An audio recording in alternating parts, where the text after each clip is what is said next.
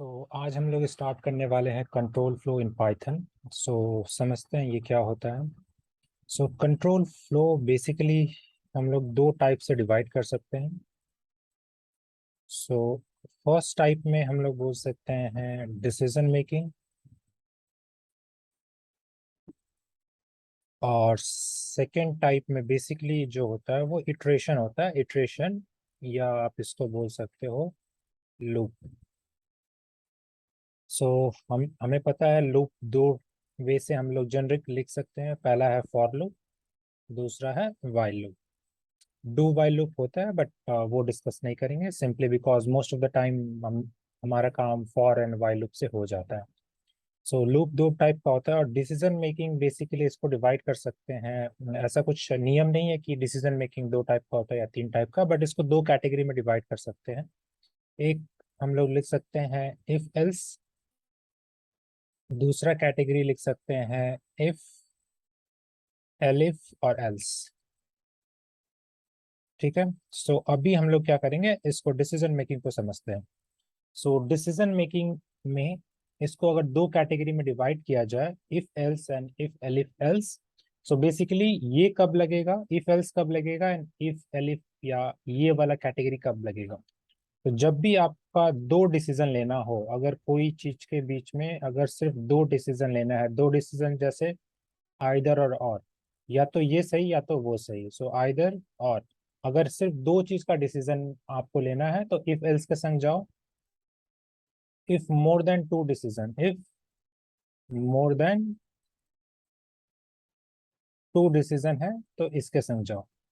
Example समझ लेते हैं कि जैसे अगर दो डिसीजन हुआ, सपोज करो कि एक एग्जाम्पल है, एक लेते हैं एग्जाम्पल इस पे, कि एक नंबर है वो ऑड है या इवन है। अगर ये पता करना तो इसमें किस लूप, इसमें कौन सा डिसीजन मेकिंग लगाएंगे, इसमें लगाएंगे पहला वाला इफ एल्स, क्योंकि इससे हो जाएगा। तो अगर कोई नंबर है, सपोज एक नंबर लेते हैं एन इक्वल्स टू, अगर लेते हैं 10, तो 10 इवन है या ऑड है। तो अगर 10 इवन हो जाता है तो ऑब्वियसली जो दूसरा क्राइटेरिया है हम लोग का ऑड, वो नहीं होगा। दिस इज वाई आइदर और अगर पहला ट्रू हो जा रहा है तो दूसरा एल्स होगा ही नहीं, तो इसलिए ये आइदर एंड और यहाँ पे इफ एल्स से हो जाएगा। अगर n इक्वल्स टू 11 है तो ये ऑड हो जाएगा, तो जैसे ही ये ऑड होगा तो डेफिनेटली इवन नहीं होगा। यही इफ एल्स है कि इफ बोलता है कि अगर इफ पहला ट्रू हो जाता है तो एल्स वाला नहीं होगा, अगर ये ट्रू है तो ये फॉल्स होगा, अगर ये फॉल्स है तो दूसरे वाला ट्रू होगा। तो यही है इफ, अगर ये ट्रू है एल्स, नहीं तो दूसरे वाला। तो ये पहला वाला होता है, तो पहला वाला ही अभी थोड़ा समझते हैं, फिर इफ एल इफ पे आएंगे। अभी इसका सिंटेक्स समझते हैं कि पाइथन में, क्योंकि हम लोग पाइथन के ऊपर बात कर रहे हैं, तो सिंटेक्स इन पाइथन क्या होता है। इफ एल्स का जो सिंटेक्स होता है वो बहुत स्ट्रेट फॉरवर्ड होता है। उसको लिखने का तरीका है, यहाँ पे लिखते हैं इफ, उसके बाद लिखते हैं कंडीशन। ये कंडीशन डिपेंड करता है, आप एक कंडीशन लिखो, दो लिखो, या कितना भी लिखो। उसके बाद ये कंडीशन कुछ भी हो सकता है, और ये मोर देन वन कंडीशन भी हो सकता है, मोर देन वन कंडीशन भी अपना हो सकता है। और उसके बाद आता है अपना यहाँ पे कोलोन। अब कोलोन के बाद इफ कंडीशन, अगर ये कंडीशन ट्रू होता है, अगर ये ट्रू होता है तो हम लोग को लिखना है कि इसके अंदर क्या एग्जीक्यूट कराएंगे। तो यहाँ पे हम लोग का कोड रहेगा, सपोज करो यहाँ पे जो भी कोड हम लोग लिखेंगे, तो अगर ये ट्रू होता है तो अगर ये सपोज करो ये कंडीशन ट्रू नहीं होता है, तब हमारा एल्स ब्लॉक एग्जीक्यूट होगा, और एल्स में हम लोग फिर लिखेंगे एल्स कोलोन, और फिर यहाँ पे सेट ऑफ इंस्ट्रक्शन। यहाँ पे ध्यान देने का बात है कि इसका इंडेंटेशन ध्यान रखना होगा। इफ के जस्ट नीचे आएगा एल्स, यहाँ पे एक कोलोन है, यहाँ पे एक कोलोन है, ये कंडीशन है, और इसके अंदर ये दो ब्लॉक रहेगा। तो अगर ये पहला वाला कंडीशन ट्रू हो जाता है तो नीचे वाला कंडीशन एग्जीक्यूट नहीं होगा, अगर ये फॉल्स होता है तो ये ट्रू होगा। अब इस कंडीशन के ऊपर एक कोड लिखते हैं, तब थोड़ा और क्लियर होगा। सपोज जैसे जो हम लोग प्रॉब्लम ले रहे थे ऑड इवन का, अगर ऑड इवन का प्रोग्राम लिखना है तो बिकॉज ऑड इवन कितना कंडीशन पे डिपेंड करता है, दो कंडीशन, अगर ट्रू होगा तो ये, नहीं तो फॉल्स होगा तो दूसरे वाला। तो ऑड इवन का क्राइटेरिया क्या होता है, पकड़ लो एक नंबर है, अगर उसका रिमाइंडर, अगर उसको टू से डिवाइड करे तो टू से क्या करे, डिवाइड करे, अगर उसका रिमाइंडर जो है अगर जीरो के बराबर आ जाता है, तो अगर वो जीरो के बराबर आ जाता है तो ये क्या होता है, ये इवन हो जाएगा। तो ये इसका लॉजिक है। अगर 2 के बराबर नहीं, मतलब 0 के बराबर अगर उसका रिमाइंडर नहीं होता है, अगर नॉट, तब अपना क्या हो जाएगा, ऑड हो जाएगा। सो ये इसका सिंपल सा लॉजिक है। अब इसके इस यही लॉजिक को लेके हम लोग क्या लिखेंगे, जो अपना लॉजिक रहेगा उसी के ऊपर कंडीशन लिखेंगे, और कंडीशन जब हमारे पास आ जाएगा तो हम लोग इस कोड को आराम से लिख सकते हैं। तो इसको फटाक से लिखते हैं इस बेसिस पे। तो हम लोग का पहला क्या है, इफ कंडीशन में क्या लिखेंगे, जो भी हम लोग का नंबर रहेगा एन, अगर उसका रिमाइंडर 0 आ जाता है तो हम लोग यहाँ पे क्या लिखेंगे, प्रिंट।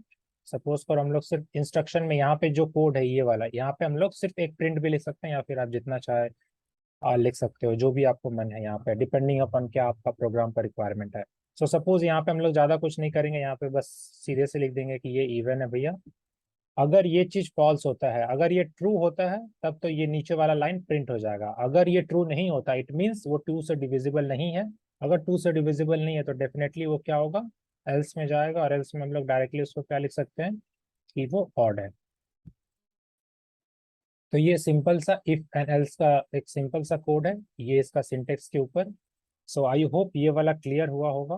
अभी आते हैं इसका जो सेकंड सिनारियो था। सेकंड सिनारियो क्या था अपना, इफ एंड एल्स वाला। सो अभी हम लोग क्या क्लियर किए हैं, अभी हम लोग ये हम लोग का क्लियर हो गया इफ एंड एल्स, सो ये डन हो गया। अभी आते हैं दूसरे वाला पे जहाँ पे होता है इफ एलिफ एंड एल्स। सो यहाँ पे क्या इसका रिक्वायरमेंट है, मोर देन 2 कंडीशन होना चाहिए। तो एक इसका पहले सिंटेक्स देख लेते हैं। तो अभी हम लोग बात कर रहे हैं इफ एलिफ एंड एल्स का। ये एलिफ है, एल्स इफ लोग बहुत लैंग्वेज में लिखते हैं, बहुत लैंग्वेज में जिसको एल्स इफ भी कहते हैं, बट पाइथन में इसको शॉर्ट में, या फिर इसका equivalent L L else if का इक्विवेलेंट जो होता है वो एलिफ पाइथन में लिखते हैं। सो ये ध्यान रहे कि एल्स इफ ना लिखें, पाइथन में अगर लिख रहे हैं हम लोग तो एलिफ लिखेंगे। सो इसका सिंटेक्स देख लेते हैं क्या होगा इसका सिंटेक्स। सो सिंटेक्स लिखना बहुत इजी है। यहाँ पे इफ लिखेंगे सेम जैसे इफ एल्स का कंडीशन लिखते हैं, तो क्या लिखेंगे, इफ कंडीशन कोलोन, और उसके बाद क्या आएगा, यहाँ पे आएगा एल इफ, फिर उसके बाद एल इफ का एक कंडीशन रहेगा, फिर से कोलोन, फिर लास्ट में एल्स। और यहाँ पे और डेफिनेटली यहाँ पे अपना जो भी रहेगा अपना कोड है, इसके अंदर इसका कोड है, इसके अंदर इसका कोड है। अब ये सिंटेक्स को यूज करते हुए एक छोटा सा प्रोग्राम लिख लेते हैं, जिससे ये थोड़ा सा और क्लियर हो जाए। तो यहाँ पे के पकड़ लो कि मेरे पास मार्क्स है स्टूडेंट लोग का, वो मार्क्स के ऊपर हमें हमें क्या करना है, ग्रेडिंग सिस्टम बनाना है। तो ग्रेडिंग सिस्टम क्या करना है कि अगर मोर देन 60 अगर रहा मार्क्स, तो वो क्या होगा, फर्स्ट क्लास होगा। अगर मोर देन 40 रहा एंड लेस देन 60 रहा तो सेकंड क्लास हुआ। और सपोज लेस देन 40 रहा तो अपना थर्ड क्लास हुआ। सो यहाँ पे पहला क्या बात है, यहाँ पे 3 कंडीशन है, 3 कंडीशन, इट मीन्स ये इफ एंड एल्स से नहीं होगा। तो हमें यहाँ पे क्या लिखना होगा, इफ एलिफ एंड एल्स। सो इसको फटाक से लिखते हैं ये सिंटेक्स को यूज करते हुए। तो यहाँ पे इसका कोड क्या होगा, लिखेंगे इफ, यहाँ पे पहला वाला कंडीशन अपना क्या है, पहला वाला कंडीशन है मोर देन 60। तो यहाँ पे लिखेंगे इफ मार्क्स जो है अपना है अगर ग्रेटर देन 60 होता है, तो यहाँ पे सिंपली प्रिंट कर दो फर्स्ट क्लास।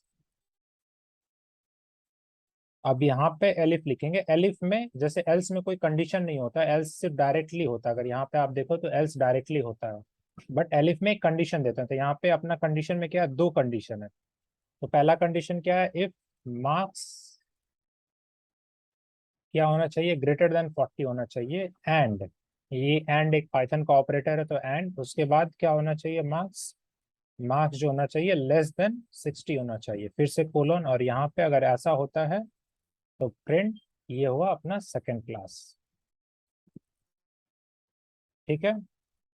और उसके बाद अपना जो लास्ट बचता है, अगर वो फर्स्ट क्लास नहीं है, अगर वो सेकंड क्लास नहीं है, तो लास्ट में क्या बचता है, वो एल्स में जाएगा। और एल्स में हम उसको क्या लिख सकते हैं, directly without any condition else होता है।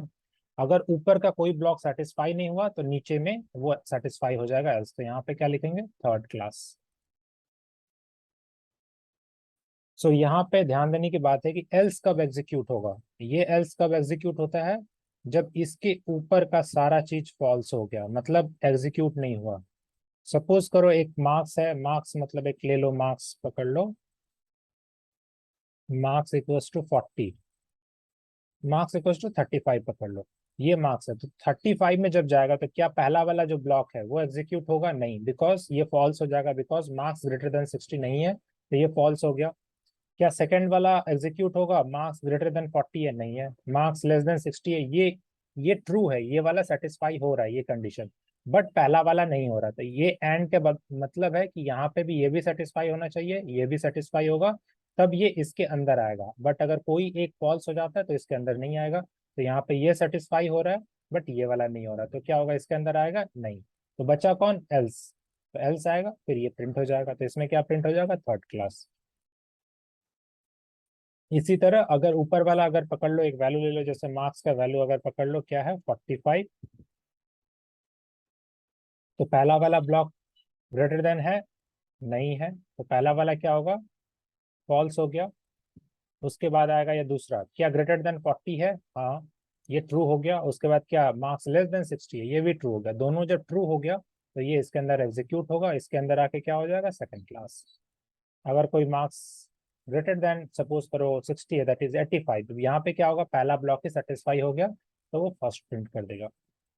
तो इसका मतलब लास्ट वाला ब्लॉक कब आएगा? जब ऊपर का सब फॉल्स हो जाएगा। सेकंड ब्लॉक ब्लॉक कब एग्जीक्यूट हो सकता है? जब ऊपर का ये फॉल्स हो, तभी तो ये आके यहाँ पे चेक करेगा। जब पहला ही ट्रू हो जाता है वो नीचे आके नहीं देखेगा।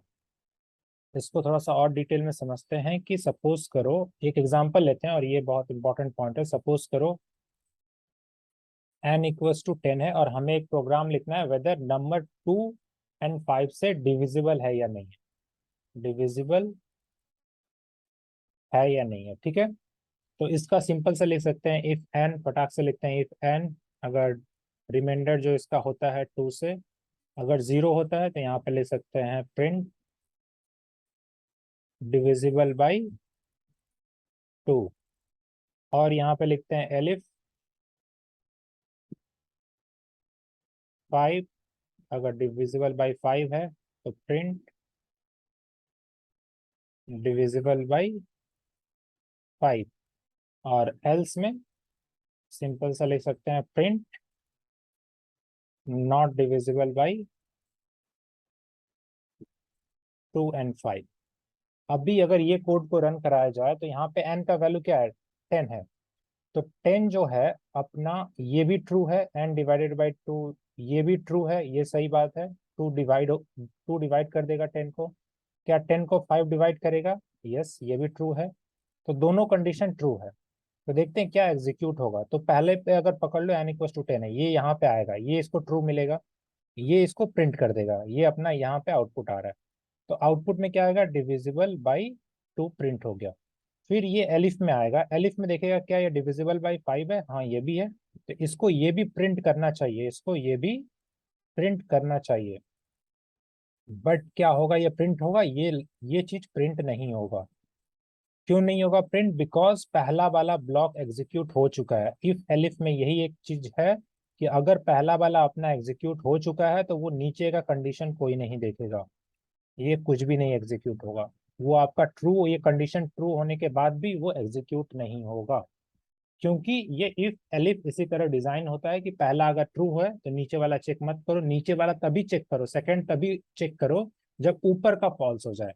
तो ये एक थोड़ा सा ध्यान रखने का बात है कि अगर आप कोई इफ एलिफ ब्लॉक लिखते हो तो दोनों ब्लॉक सेटिस्फाई होने के बावजूद भी वो प्रिंट नहीं होगा, बिकॉज वो पहला वाला सेटिस्फाई हो गया। तो इसका मकसद यही रहता है कि कोई एक ब्लॉक उसको एग्जीक्यूट कराना है। मतलब अगर हम लिखते हैं इफ एलिफ, पकड़ लो बहुत सारा एलिफ लिखा हुआ है और ये आप बहुत सारा एलिफ एक संग लिख सकते हो। मतलब आपको पकड़ लो मोर देन, अगर पकड़ लो 25 कंडीशन है आपको, मतलब 25 अलग अलग ग्रेड में डिवाइड करना है स्टूडेंट का मार्क्स का, तो आप इसको क्या 25 बार लिखोगे और लास्ट में एक एल्स लिखोगे। तो इस तरह से इफ एलिफ करके डिजाइन करो।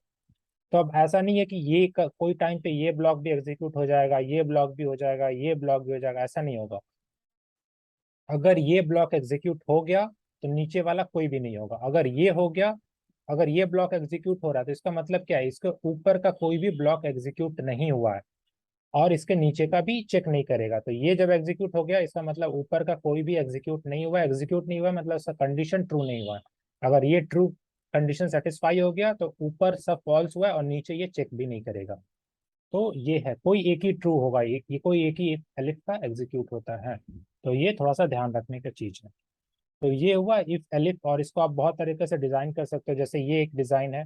दूसरा है कि आप बहुत सारा इफ ब्लॉक भी लिख सकते हो, जैसे इफ इफ करके भी लिख सकते हो, ये भी सही है। और लास्ट में एक एल्स लगा सकते हो। तो ये इफ एक इफ एल्स का ब्लॉक हो गया, तीनों ऊपर में इफ हो गया, तो ये भी सही है। जनरली लोग ऐसे भी लिख सकते हैं, जैसे इफ हो गया, फिर आप इफ लिख के, इफ के अंदर एक और इफ लिख दो, इफ के अंदर एक और इफ लिख दो, फिर बाहर में जाके एल्स लिख दो। तो ये जो एल्स होगा ये इफ का एल्स हुआ, और ये दोनों इफ, जो इफ हुआ ये इसके अंदर का इफ हुआ।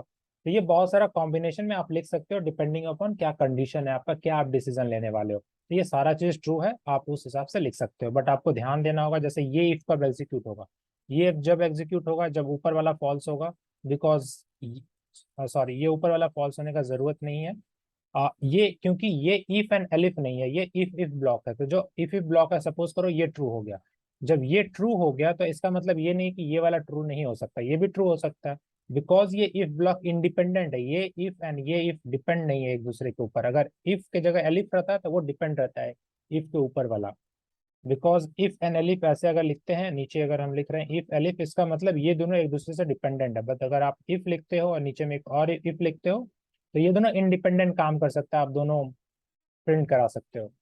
तो यहाँ पे अगर हम लोग समझें कि अगर ये कंडीशन है, तो अगर इफ यानी ये ट्रू होगा कि नहीं होगा, इससे कोई लेना देना नहीं है। ट्रू हो या फॉल्स हो, कोई लेना देना नहीं है। मेरा काम है कि इसको एग्जीक्यूट कराना। तो ये कब होगा, जब इसको ट्रू होना पड़ेगा, ये ट्रू होगा तभी ये अंदर वाला ट्रू में आएगा। अगर ये भी ट्रू हो गया फिर इस पे आके चेक करेगा, अगर ये ट्रू हो गया तभी यहाँ पे प्रिंट करेगा।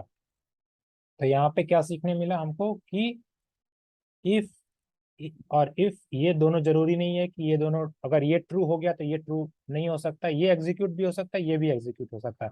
बट सेम सिनारियो अपना इफ एलिफ में काम नहीं करता, इफ एंड एलिफ में ऐसा नहीं होता। इफ एंड एलिफ एक दूसरे से डिपेंडेंट रहता है। अगर पहला ट्रू हो गया तो दूसरा वाला ट्रू हो या ना हो ये एग्जीक्यूट नहीं होगा। ठीक है।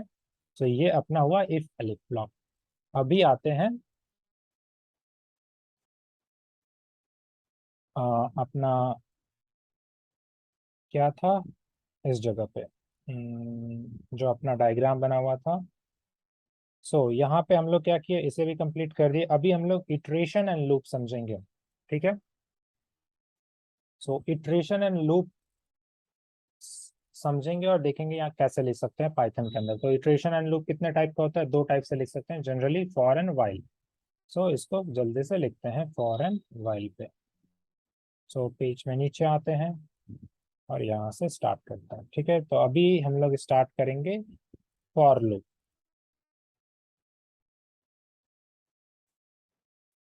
ठीक है। फॉर लूप क्या होता है, फॉर लूप होता है जनरली, इसको हम लोग बोल सकते हैं सिक्वेंशियल ट्रैव। इसको यूज कब करते हैं, जब हम लोग को सिक्वेंशियल ट्रैवल करना हो। और किसके ऊपर फॉर लूप चलता है, ये इसको जनरली चलाते हैं एक इटरेटर के ऊपर। अगर आप फॉर लूप लिख रहे हो तो एक इटरेटर होना चाहिए। अभी है कि इटरेटर क्या होता है, इटरेटर बहुत तरीके हो सकते हैं, जैसे स्ट्रिंग एक इटरेटर होता है पाइथन में, लिस्ट इटरेटर होता है, डिक्शनरी इटरेटर होता है, टपल इटरेटर होता है, सेट इटरेटर होता है। क्या इटरेटर नहीं होता, इंटीजर इटरेटर नहीं होता। अगर इसके ऊपर अगर फॉर लूप लिखोगे तो नहीं रन होगा। ठीक है। अभी इसका सिंटेक्स देखते हैं कि क्या सिंटेक्स होता है।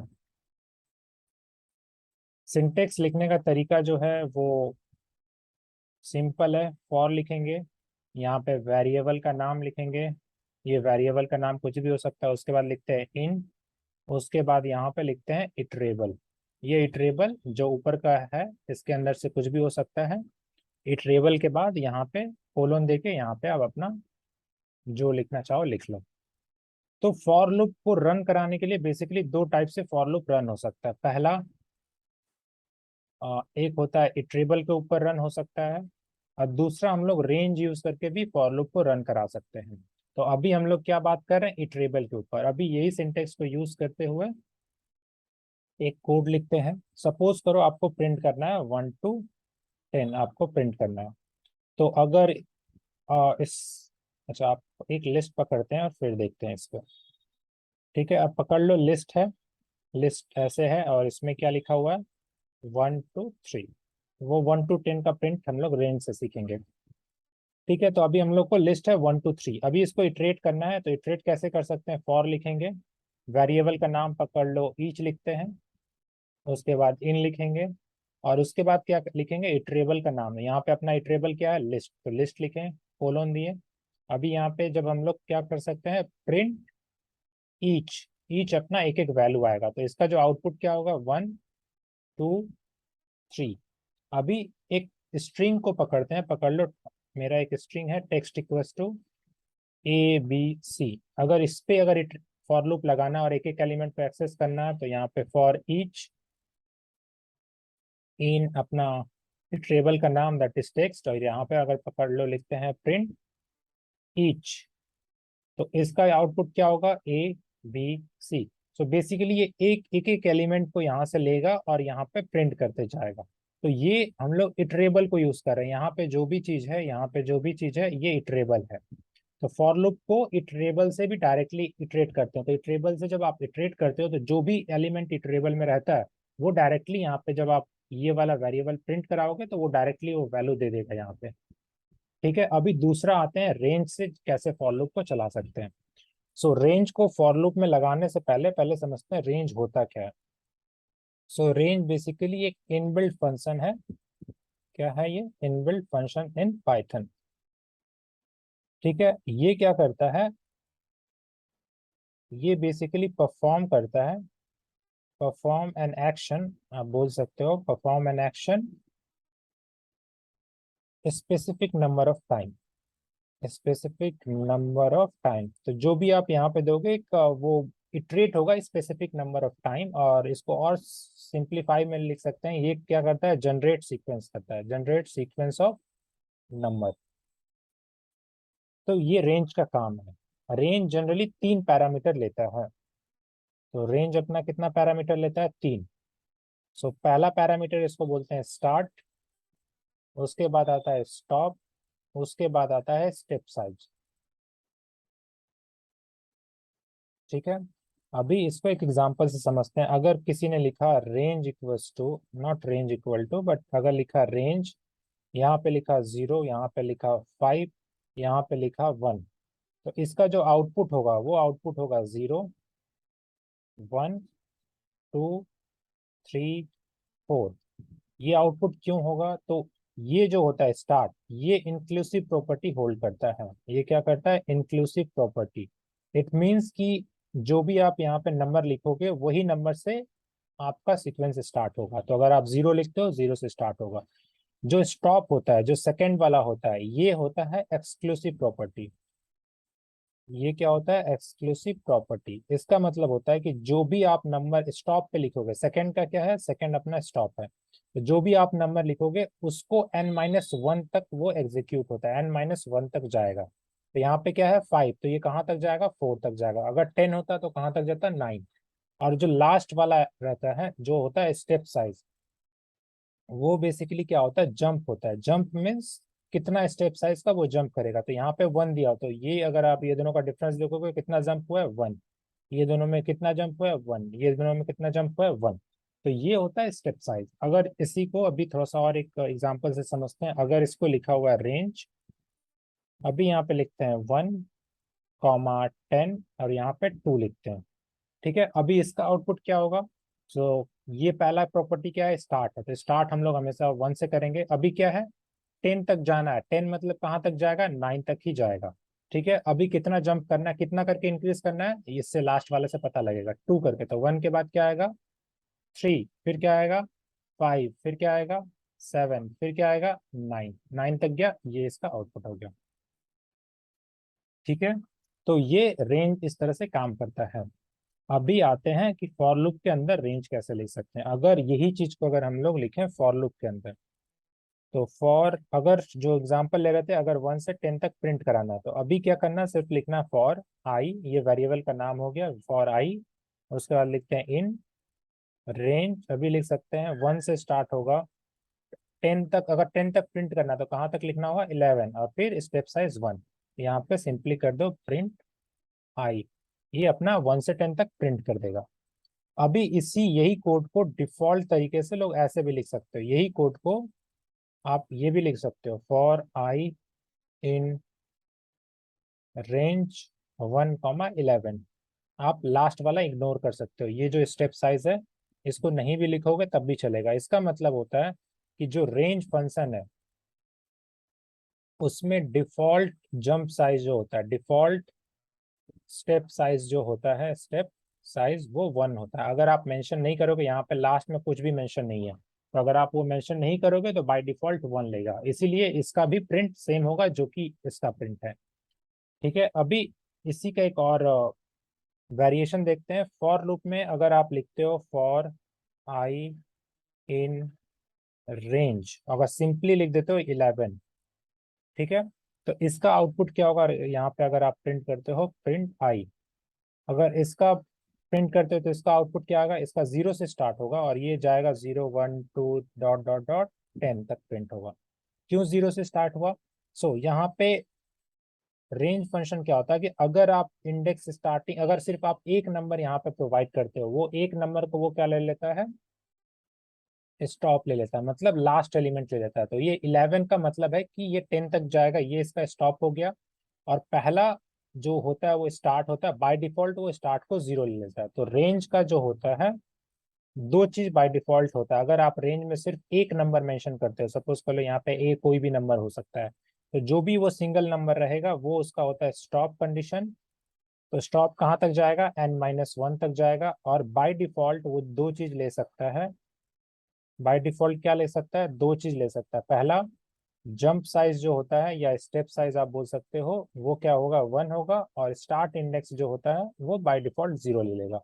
ये रहा फॉर लूप का हम लोग का रेंज के संग कैसे यूज कर सकते हैं।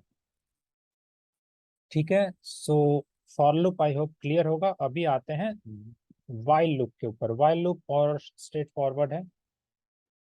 So while loop, while loop basically क्या होता है, कंडीशन के ऊपर इटरेट होता है, बेस्ड ऑन कंडीशन। यहाँ पे कंडीशन का वर्ड बहुत इंपॉर्टेंट है, based on condition it iterate. ठीक है, तो एक एग्जांपल लेते हैं। सपोज आपको प्रिंट करना है 1 to 10 वाइल लूप से, तो इसका जो कोड क्या होगा, वाइल के बाद इसका जो सिंटेक्स होता है या कोड होता है वो लिखते हैं वाइल, और यहाँ पे कंडीशन लिखते हैं कंडीशन। और ये जो लाइन है वाइल लूप के, ये तब तक एग्जीक्यूट होगा जब तक ये कंडीशन ट्रू होता रहेगा। एग्जाम्पल, अगर मेरे को 1 to 10 प्रिंट करना है, तो इसका अगर कोड लिखेंगे तो मेरे को प्रिंट करना, तो यहाँ पे पकड़ लो काउंटर ले लेते हैं। काउंटर को कहाँ से स्टार्ट करेंगे, 1 से। यहाँ पे एक वाइल लिखते हैं, वाइल कंडीशन में लिखते हैं वाइल काउंट जो है <11 है, तो प्रिंट करो काउंट को। और उसके बाद काउंट को एक एक करके इंक्रीज कर सकते हैं। काउंट +1 = 1। इससे क्या होगा, हर एक इटरेशन में काउंट इंक्रीज होता रहेगा। तो वो पहले बार में आएगा, अगर पहला बार में आया तो काउंट का वैल्यू क्या 1 है, तो ये 1 प्रिंट कर देगा यहाँ पे।